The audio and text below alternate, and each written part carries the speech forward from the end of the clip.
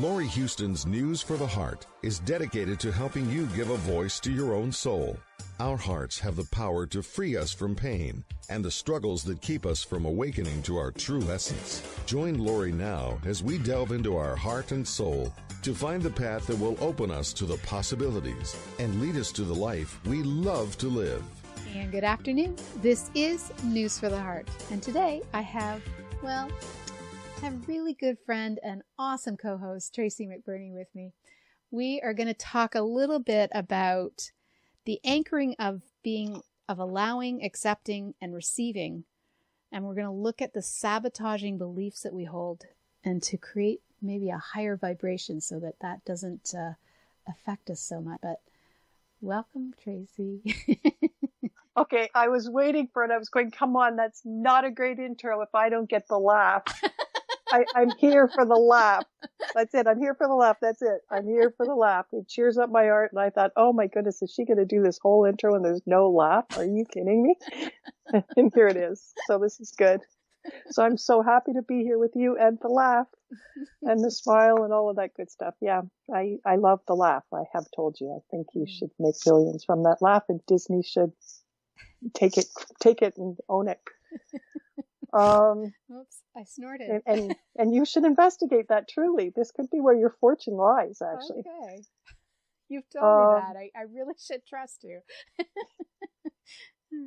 It's you know what it really is? It's a great laugh. I think you do great voiceovers with that. I can see a totally wonderful cartoon character showing up for Disney. And you know, these things can last forever, right? Look at Mickey Mouse. It could be work forever.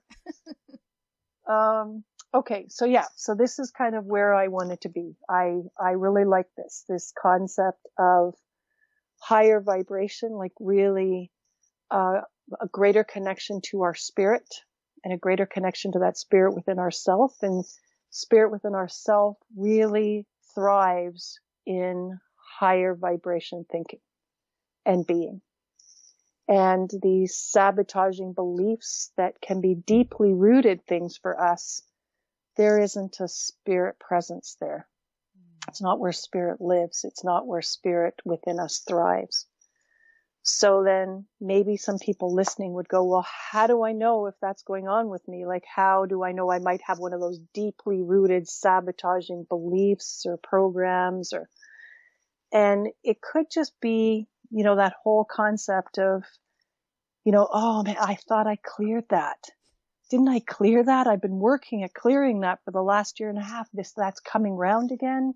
The whole concept, oh, I must have missed a piece. Like it felt so good, some of the things that I cleared away and moved away, but here I am revisiting this again. So I must have actually missed a piece. Or that I guess I wasn't quite ready to heal that. You know, and so those kinds of words coming from people and thinking can actually say, okay, you're sitting in the presence of one of these moments. And where can that come from? I'd say inherited in the DNA. So the DNA actually connecting to these patterns, connecting to these thoughts, connecting to these old emotions, connecting to these old stories. It can be something in our personality, something in how we mask ourselves, social imprints. And then the one that I like the best, the one that really hit home when I saw it and read it and just sat with it, beliefs about our capabilities, beliefs about how far we can go with something, beliefs about what's expected of us, and how we believe in our own abilities and our ability to make something happen. Now, it's interesting. We were talking about this yesterday, and there isn't the same feeling that there was from yesterday to today. Right. And I'm just saying, because I think you've already shifted this.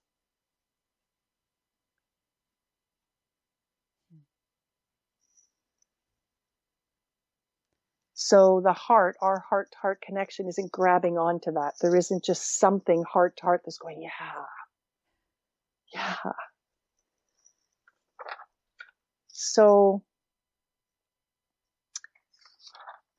our spirits like living in connection to higher vibration. They will grab on to ideas and thoughts that are higher vibration thoughts. And if you think of them as like balloons of information, balloons of thinking, that the spirit just grabs onto this kind of helium balloon of possibility and goes, yes, yes, yes, that's for me. And wants to kind of tie it to the chair like a little child that's got that balloon tied to the chair that's their chair for their birthday, and wants to tie that balloon to the chair. Recognizing that there have been other balloons tied to that same chair in our consciousness, and the spirit's just kind of going, just pulling the strings to untie those, to untie those old beliefs and to untie all those other thoughts and constrictions and webbings. And some of those old balloons have webbings over webbings over webbings. And the spirit's like, oh, so happy this was said. So happy this was even brought forward. Yes, yes, yes. I want that balloon tied to my chair in my consciousness. This will be so much more delicious for this body, mind, spirit experience. So much more delicious. And let's just let all of those other little webbed balloons float away. Float away back to source. This will be so much nicer to anchor and create from this place, won't it?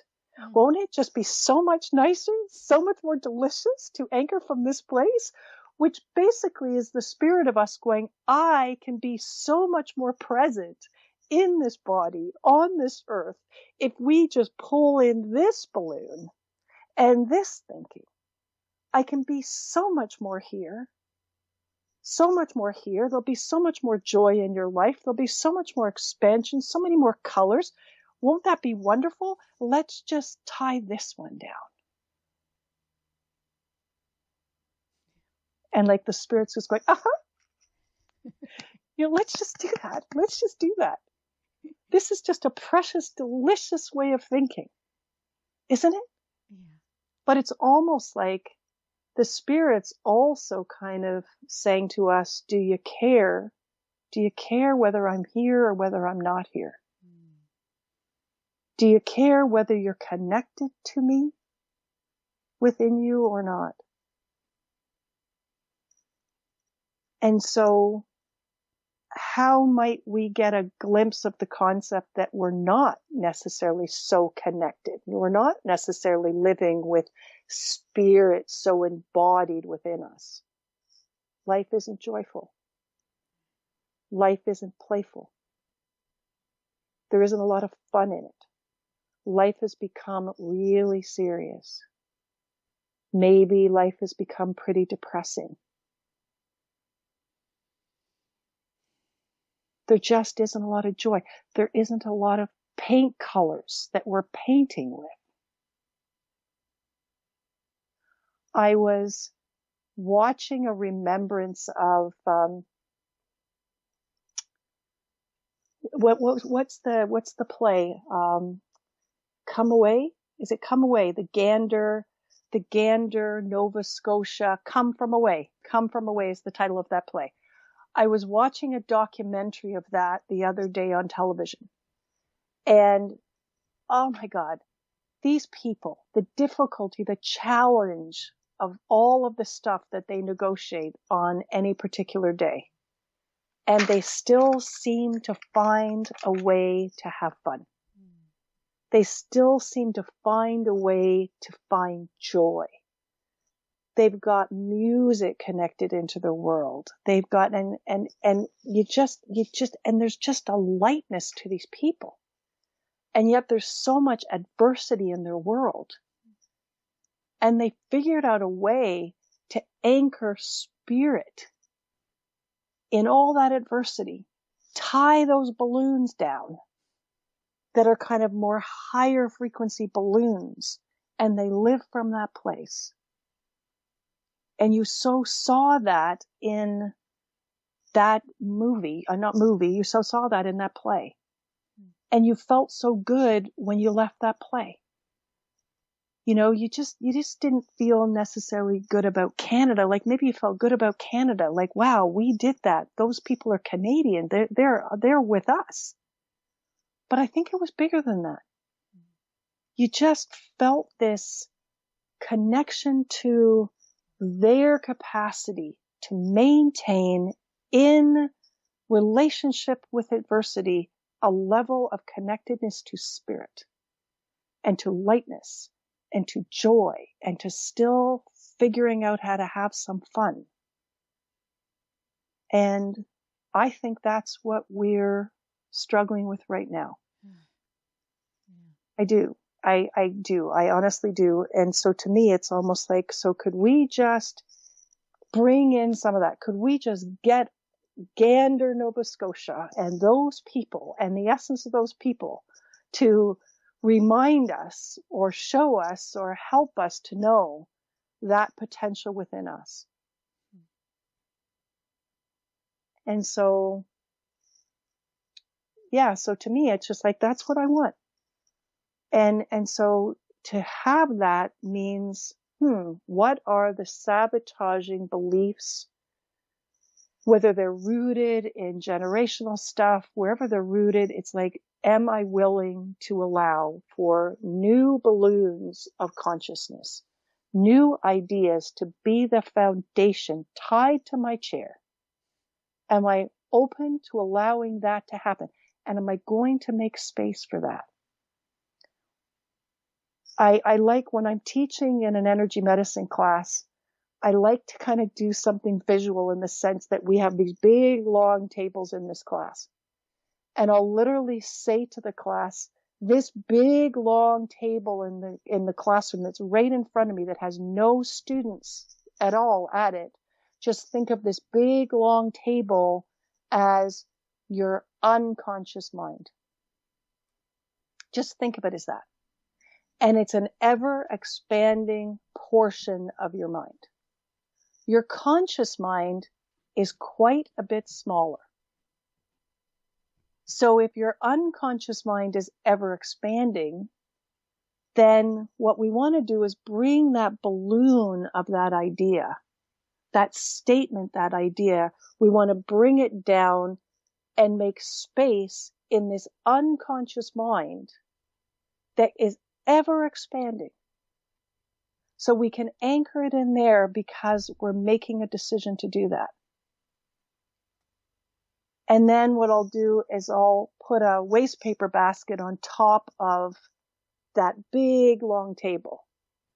And I'll say, if I could actually stack waste paper baskets on top, one after the other to the top of the roof, this would be a representation of your subconscious mind. The data bank of tape recorded information contained within your unconscious mind. That's tape recorded information. And it's an ever expanding tape recorded information every day, but it's also all the tape recorded information of everything that came before you, all taped, all within the unconscious mind. And then I take another waste paper basket, a recycling basket, and I put it beside the subconscious mind. Big stack, like getting them to have this visual of this big stack. And I say, this is your divine mind. This is your divine highest intelligence in the unconscious mind. And I just let people sit with that concept. The concept that you might have, like, what if that were true? What if what I just said to you in this class were true? Even though you didn't know it, you have a divine, beautiful intelligence within the unconscious mind of you, totally able to be accessed by you at any time. And it's right there in the unconscious. And what our unconscious mind does a lot of the time is when we have a problem like we're having now with vaccines, COVID, all of this stuff, right?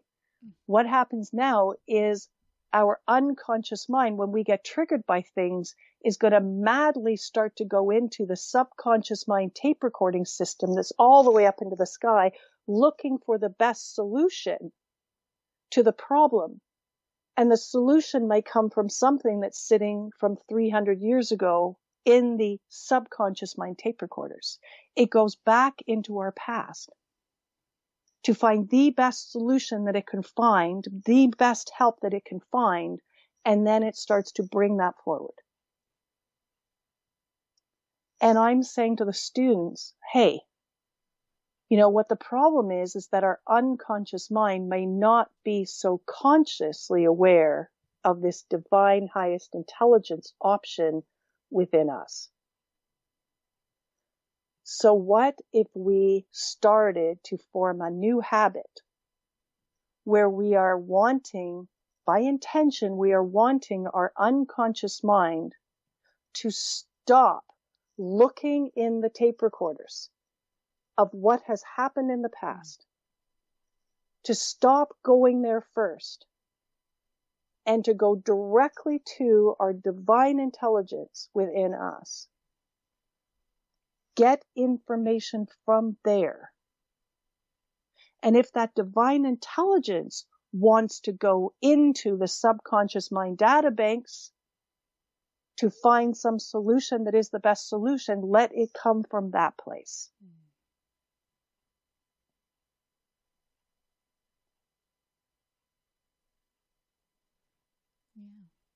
And the more I bring in these balloons, and wish to bring in these balloons of beautiful statements that feel so much better and higher vibration than what I'm currently living in, now I'm starting to get, by intention, I want my unconscious mind to go there, to my divine highest intelligence, that beautiful core light in me.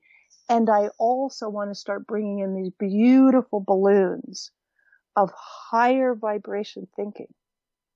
And I'm making space because I can. I like to kind of puff myself up like a peacock. I'm making space for that in the unconscious because I can, because the unconscious mind is an ever expanding mind. So the only thing that stops me from making space in that mind is my believing that there isn't space. So I will make space for that balloon, and I will tie it to the chair in my consciousness. And it doesn't matter that there are all these other webbings of things that are currently still existing in the unconscious, and it doesn't matter what's existing in the subconscious mind, because I have space. I always have space at the unconscious mind for new pieces of wisdom or to awaken something old that is highly vibrationally evolved. I always have space for that. And then I can start releasing, untying these other little balloons of consciousness because they don't fit anymore. Because they just don't fit anymore. So they start to get untied. Going back to source, it's all energy, going back to source. So notice what I wasn't doing. I wasn't investigating a lot of what's in those old balloons. I'm not going to investigate a lot of what's in those old balloons unless I really have to stop for a second to honor the conscious mind, to really recognize, oh, right, this one's not quite shifting. And so when I stop to really see why this one's tied there so tightly, it's like, oh, this one's generational. Or this one's connected to my original family. I'm adopted. It's connected to my original family. So it's tied really tightly because I need it to be a connection maintained. So that one's just a little tougher and more stubborn. But I don't necessarily want to dig in to all of those old truths.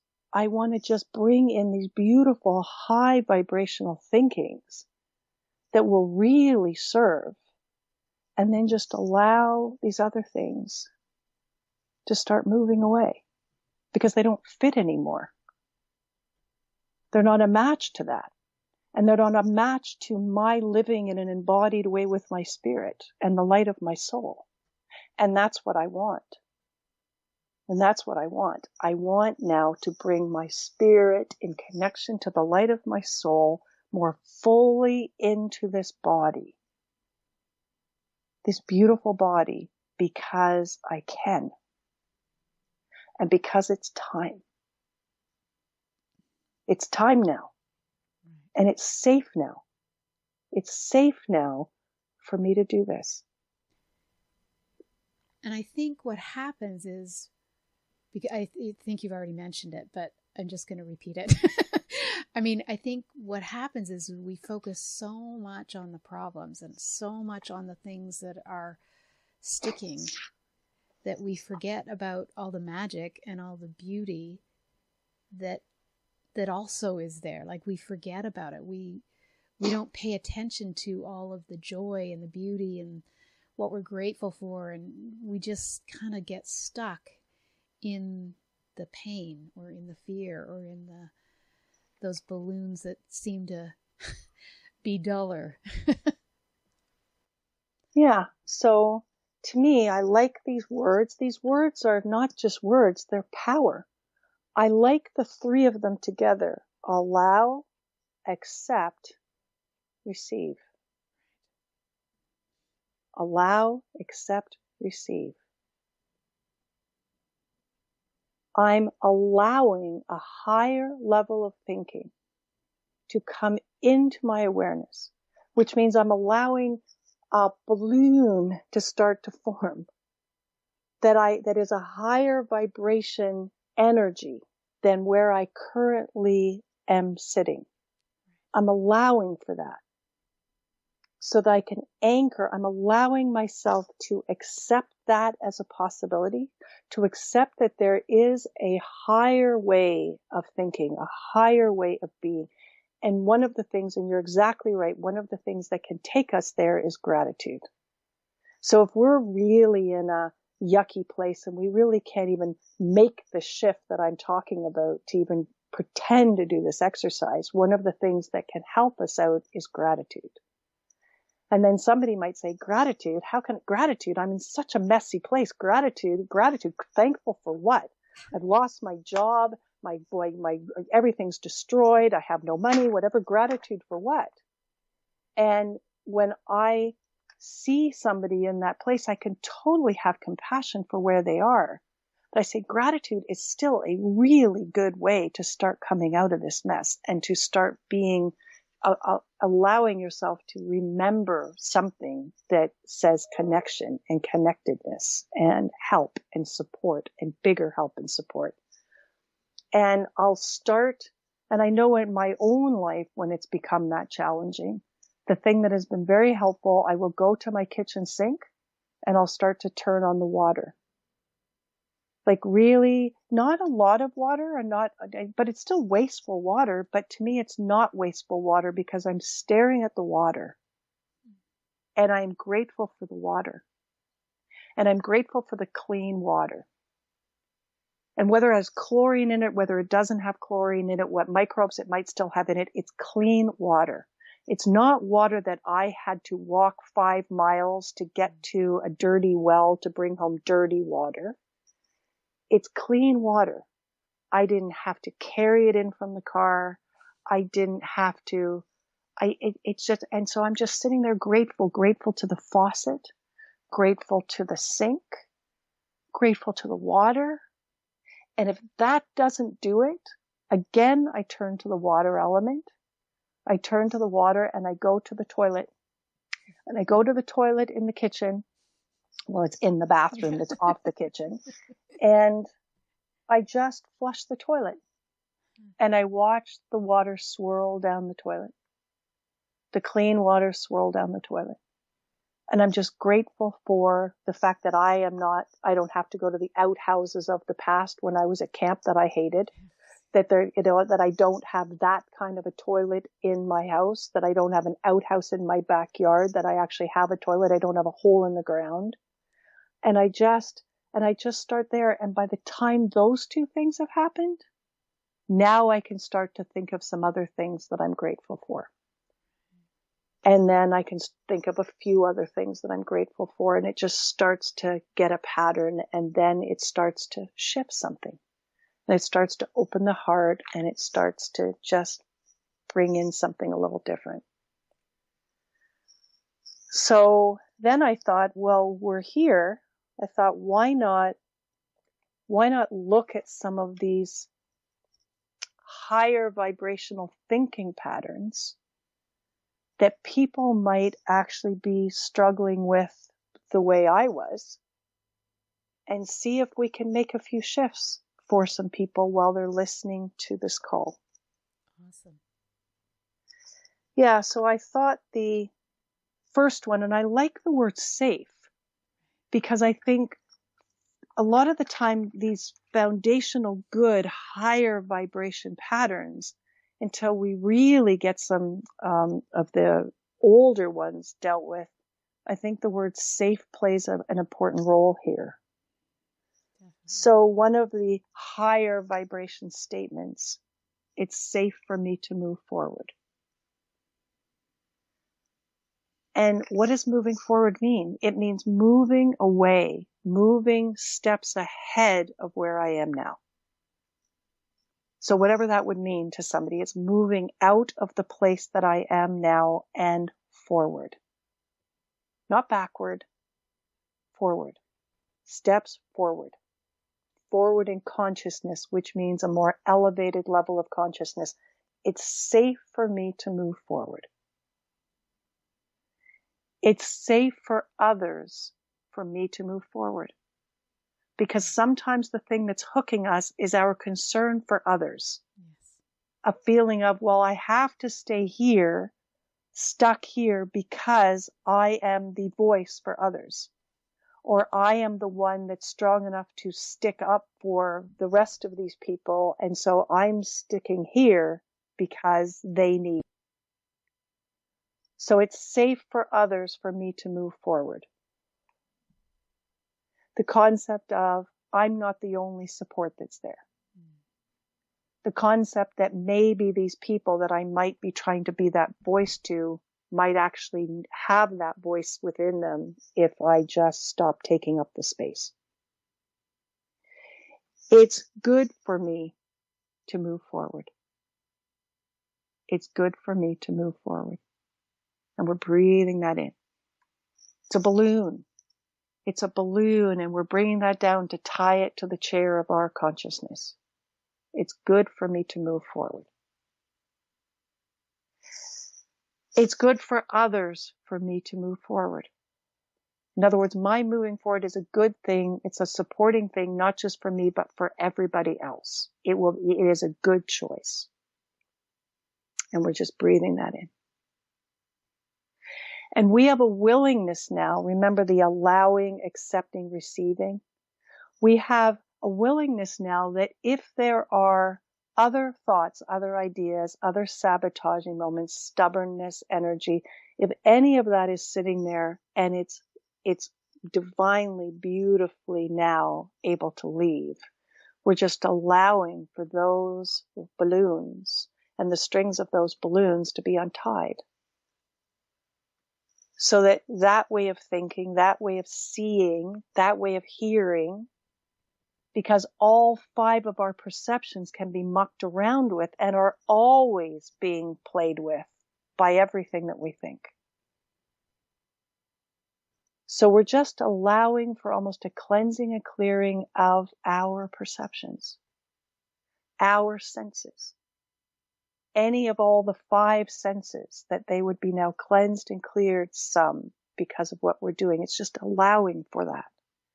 If it's safe, appropriate, and highest and best interest, that's always my cover my ass affirmation. If it's safe, appropriate, and highest and best interest of the all, and I am part of the all, then let that be done.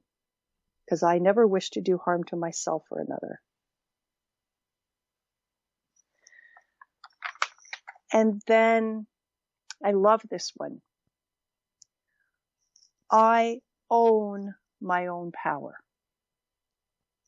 It's this concept of affirming. It's this beautiful balloon that you're really getting this concept. Nobody owns me. Nobody owns me. I am not owned by anybody. Nobody owns me.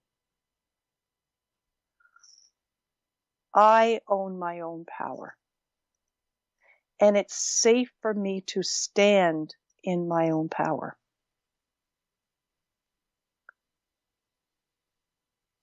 It's safe for me to know the power of my own light. That my own authentic light within me is my power. And for me to stand in that power of my own light and create from that beautiful place.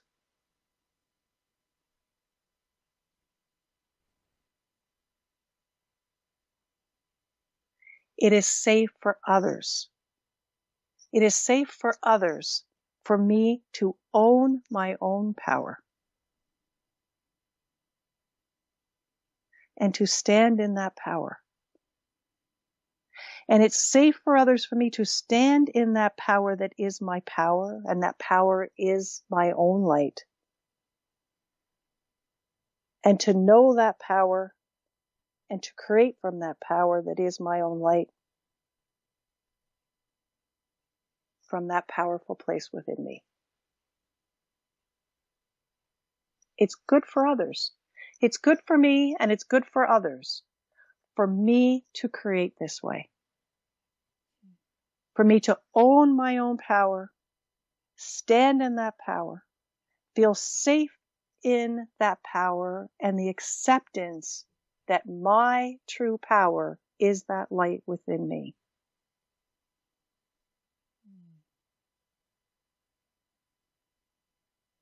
And that I would be creating from that powerful place.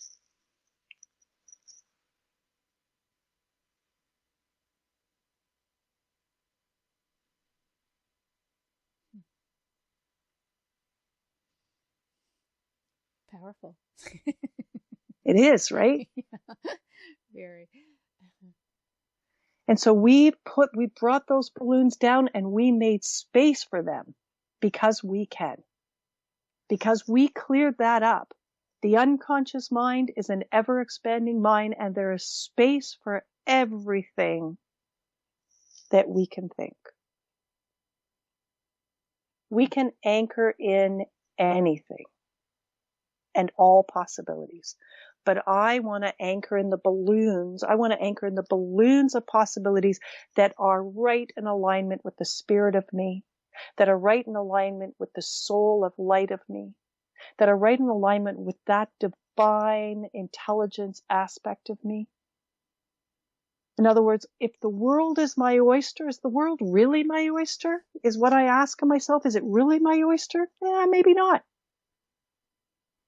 Because maybe there's just, if everything is there, if I'm connected through my heart and through that right brain to the quantum field of all possibility, that's what they call the God energy, by the way, the quantum field of all possibility.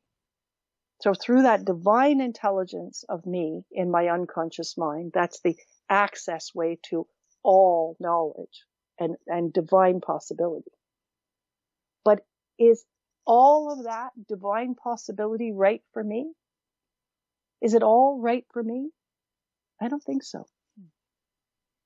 I don't think so. Because I have a spirit. I have my own particular light frequency. So it's not all right for me. And yes, I have the ability to connect to the quantum field of all possibility to bring down any freaking balloon that I want and tie it to the chair in my consciousness and create from that place. But do I want any balloon? Do I want every balloon? No.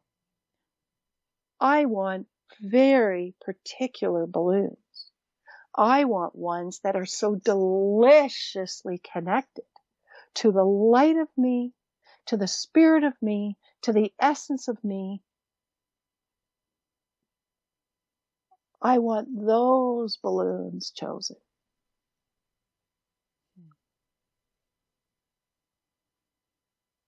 So that my life becomes more joyful. So that as I'm looking at possibilities and people, well, you could do this, you could do this, you could have this as a career, you could have it, yeah. And then somebody suggests something, go, oh, yes. The smile happens and the joy. Say, yes, I'd love to be doing that. I'd love to do that. I'd love to learn how to do that. That's amazing. And that's when we start to bring down those balloons. And where's our clue? Because we're smiling, our eyes are lighting up, there's a twinkle in our eye. It's like, yes, I want to learn that. I want to be a part of that. Yes, I'd like to go to that school. Hogwarts, yes. Maybe. Okay, so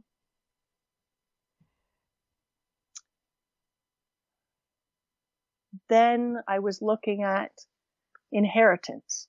I was looking at inheritance of what we would call good traits that support us now and into the future, that expand us, that raise us up, that really are helpful and beneficial to what the spirit and the soul of the light of us are really wanting to be invested in. But we also have what I would call inheritance of bad traits, challenging traits. And one that comes to mind that I was investigating for myself, and I think this one could actually sit with a good amount of people. This, negative trait inherited that we're just going to call unworthy. A negative trait potentially inherited that's called not capable. And when I sat with those two, I sat with them for me, and I found them for me. This inherited, which means that leads me to doubtful. It makes it easy for me to become doubtful of what it is that I'm doing and how I'm doing it, and questioning, and just getting really questioning and just wanting to step back, because there's this there has been this inherited yucky kind of unworthiness and not capable.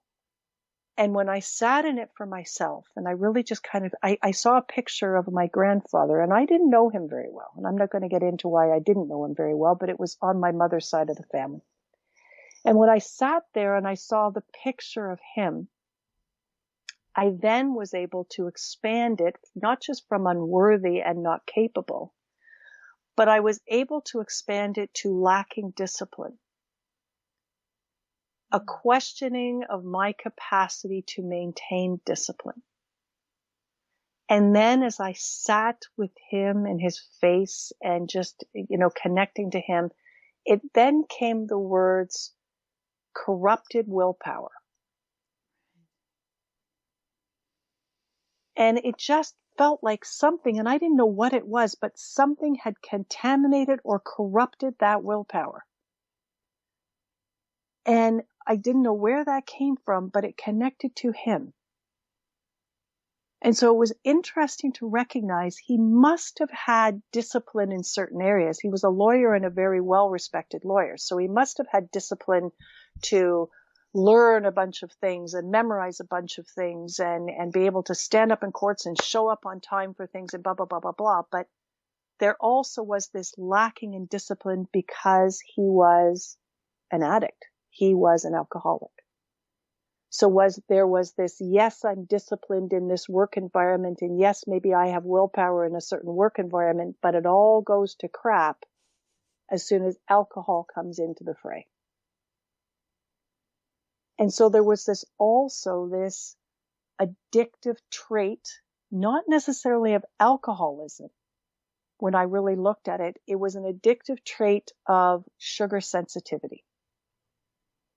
And so my grandfather was manifesting that in alcohol. So his chosen sugar problem was alcohol, Whereas as I looked at myself, alcohol was not my deal. I made a conscious decision a long time ago that alcohol and I were going to not be so close to each other. So I'm very mindful about my relationship to that. But boy, oh boy, have I had my challenges with sugar. And I have my favorite sugars. My husband would call me his flour child. So I like the pastries. I like the cookies. I like the things with flour in them. Whereas my husband would be the sugar candy person. He'd be more to the candy places.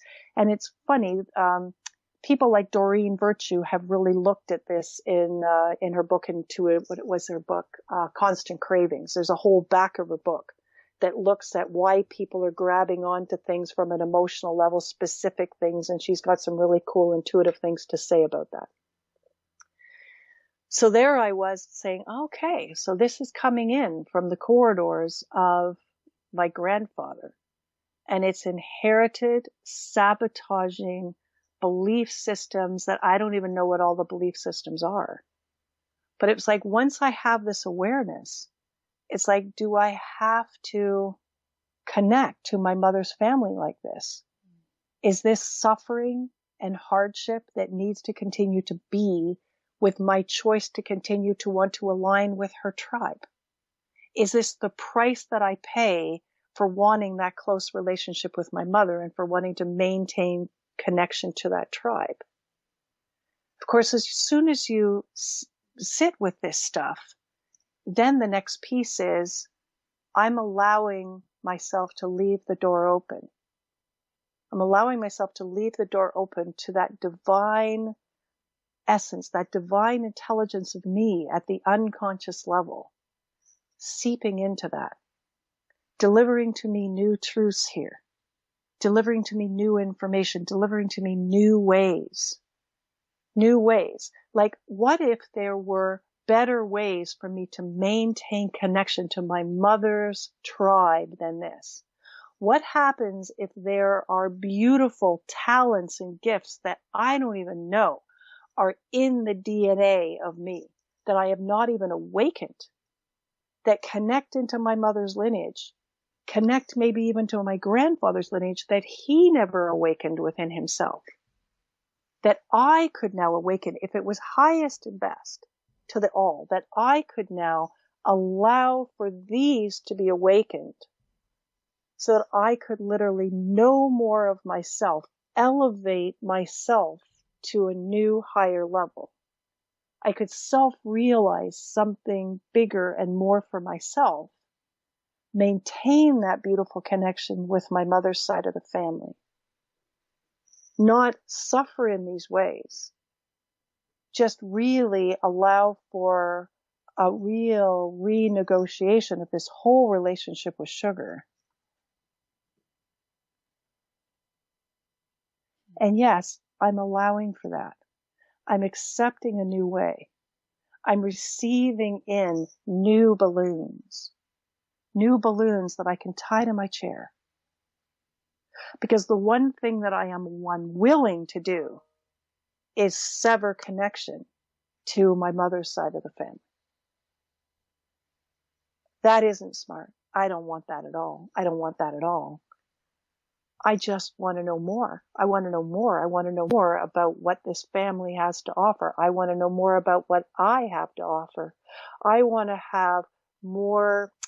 I want to have a better sense of why this family was chosen for me, why I chose this family. I want to know more of what is the goodness and the deliciousness that this side of the family has to deliver. And while I'm at it, now that I'm at this train of thought, I'm saying to myself, I want to know more of that from my father's side of the family too. So here I am concentrating on my mother's side of the family, but I want to know more of that from my father's side of the family too.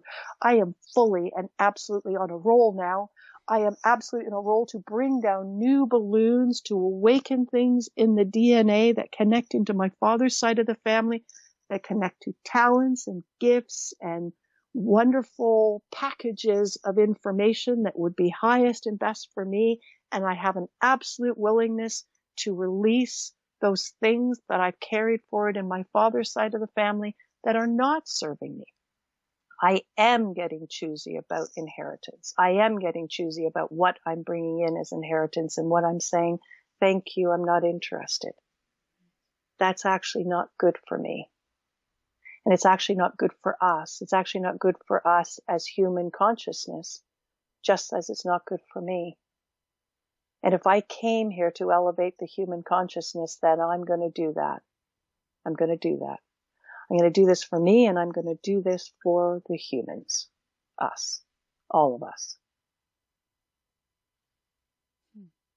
Because it's absolutely not an option to sever connection with my father's end of the family, to say, oh, I'm done with that, or no, I'll go it on. No, it's not an option. So let's just bring in the best.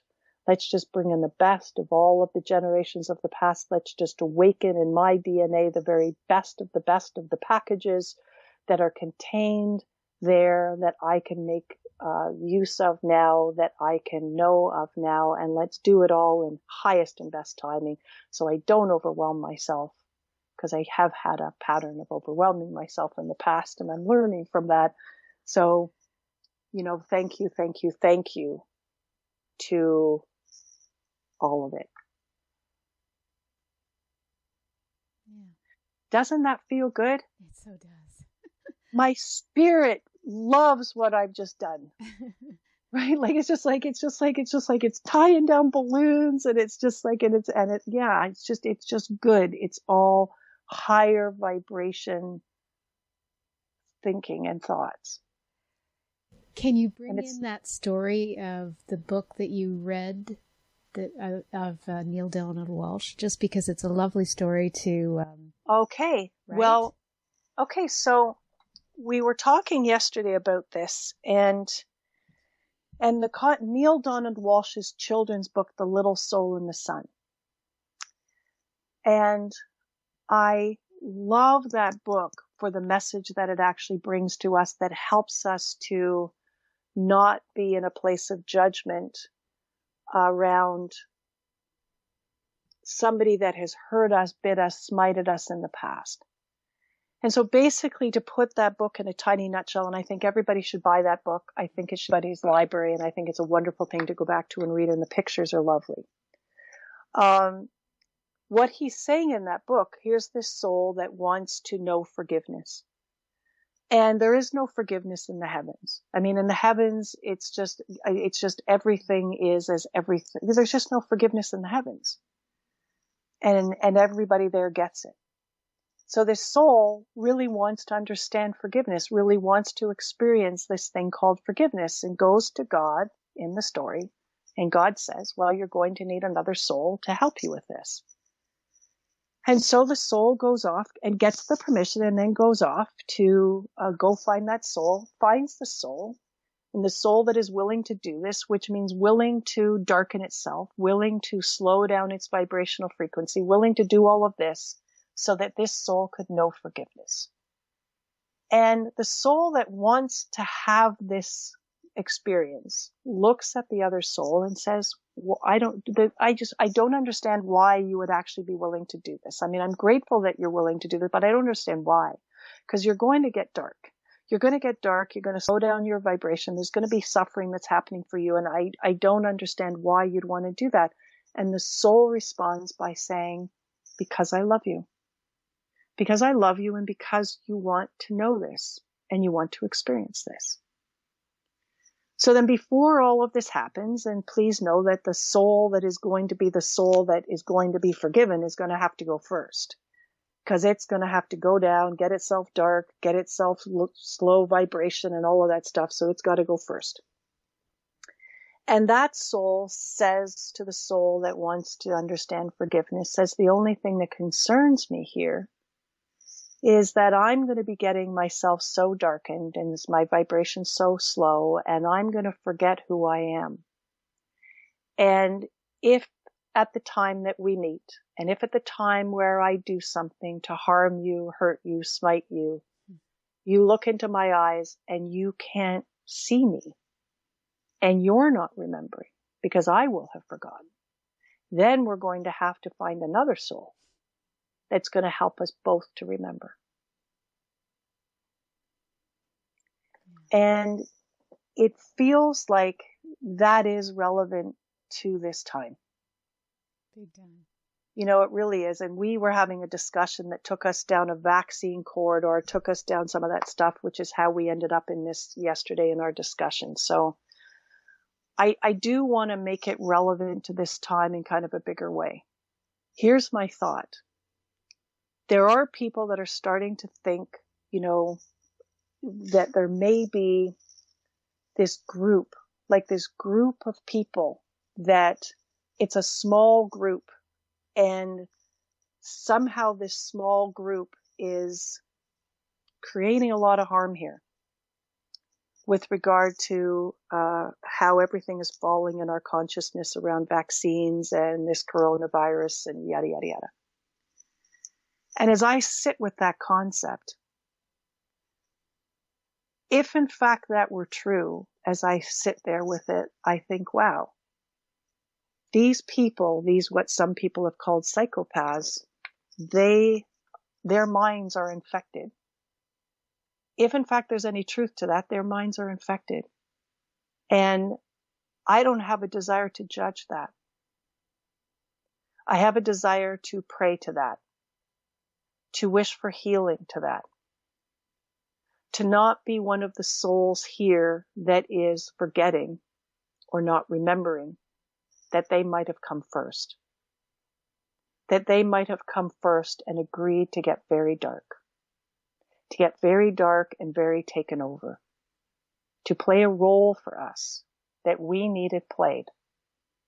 Because there's a lot that is happening that we are experiencing in what we are calling maybe the relivings of our past.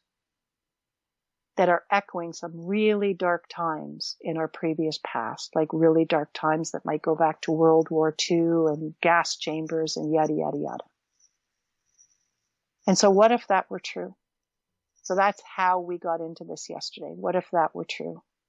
I don't want to be one of the people here that is forgetting to remember those souls that came first and came maybe even years before I ever landed. And really chose to put on some really dark costumes and play some really challenging roles. I don't want to forget them. And I want them helped, just like I want us all helped. And I want us all released from whatever mind manipulations might be going on here. I just want it all to be shifted and moved. It was kind of what we were talking about yesterday with my thoughts on the Me Too movement. It's the same concept for me.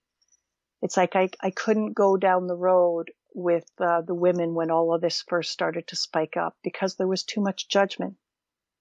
And judgment is a severing motion, and judgment always says to me, there is clarity that is not here. And I care about clarity. And I want to be clear. And so to me, it's like if we as the women who are stepping into this Me Too movement cannot be willing to step out of this place of judgment, to recognize if we were carrying things in our DNA strands that were yucky, yucky, yucky energy from a time past, and we didn't know it. And we were being given an opportunity to heal this, like really heal this, like really just open the door and bring love and light into this in this lifetime. But we didn't know it. We didn't know it was there.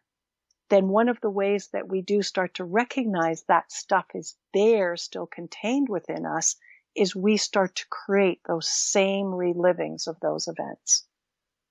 And if we can't see the other person, in this particular instance being the man, if we can't see that man as somehow being helpful in the dark costume to us being able to be fully released, like everybody being fully released from us, then we're still lost. We're still lost. Then nothing's really changed. And as long as we stay in these judgment places, we don't get the work done. So I was happy to see that there have been women that have been speaking exactly this way. In the last couple of years, they've been speaking exactly this way. We have to not be in a place of judgment. And we have to lay all of this down, all of this old stuff from the past down, and bring it all into pure peace and pure love. So that's the connection to the little soul in the sun. And also one last thing, we're getting close to the end, but one last, I think, really powerful thing that you said yesterday is that this isn't happening to us. It's happening for us. So it's the way that I still the waters for me. And so there have been numerous times, and there continue to be at various times in my day, or not in my week. I'm going to say in my week, because most of the time things are pretty still. But there are some times in my week, depending on what's spiking up, like the new Bill C-10 piece, that was spiking up for a couple of days for me. And when I want to no longer be in anger, and I want to no longer be in fear, and I don't like the way this feels in my body, it is one of the things that I do that is very helpful, because it is a truth. This that is happening in your world, that is moving you, driving you crazy, whatever it is, if we're thinking of you personally or me personally, or when we're thinking about the world as a whole in this whole COVID thing, this is happening for us, not to us. And so even though I can't see it, those two statements, those two sentences, what it does is it lifts us from the victim place. It very instantly pulls us from that victim place and puts us right back in the seat that says, I am creator. It pulls us out of the victim place, and it stills the waters. And it gets us stopping. It's like, this is happening for me, not to me. And it's okay in that moment to kind of sit there as everything starts to still a little bit, because the victim now is being shifted. It's okay to have no concept of what that means. Right? Have no concept of what that means. And yet it's truth. It's truth. It's like waters have stilled and things have calmed down, and we are made up of elements, 5 of them. And our waters hold lots of stuff for us until we allow for our water to no longer hold it. So, yeah. And then that's when I can start to expand. That's when I can start to kind of go into kind of a meditative place, and I start to get some clarity on what that looks like. And sometimes I don't. Sometimes I actually don't, but it's enough to kind of pull myself out of that victim place, bring myself back into a place where I now have a greater level of self-control and a greater connection to truth, like divine truth. And it just sorts something. It just aligns something. Yeah, it's good. And and so thank you for reminding me, because it's a wonderful 2 sentences to kind of be with. And I found some really, really wonderful pieces of wisdom from just starting there. Well, this has been a great show. It's very empowering. I loved it. Yeah, it was good. It was good learning to kind of connect to that grounded place. Yeah. Right? Yeah. Anyway. Yeah, it was good. Very. All right. You've been listening to News for the Heart. We've been getting the heart of what matters with Tracy McBurney. I'm pretty sure I'm going to be calling this about higher vibration, because I think that's the goal that we all want. So yeah, higher vibration and connection to spirit in body. Yeah. You keep making my titles really long. I'm sorry, but I feel like it's like there's something about spirit. Yes. I just, because I think that's what people are missing. Yes. Right? When you take away the play, you take away the games, the soccer, the music, the dancing, it's like you're making it really much harder for people to grab onto spirit embodied in them. And we're making it harder to live life in connection to spirit. Yeah. Our spirits. Perfect. Have a question for Laurie and want to be on the next News from the Heart show? Drop us a line via instant feedback at bmajor.org. News from the Heart is brought to you by Intuitive Soul and is produced by Major Radio for Clear Channel's iHeartRadio and BMajor.org.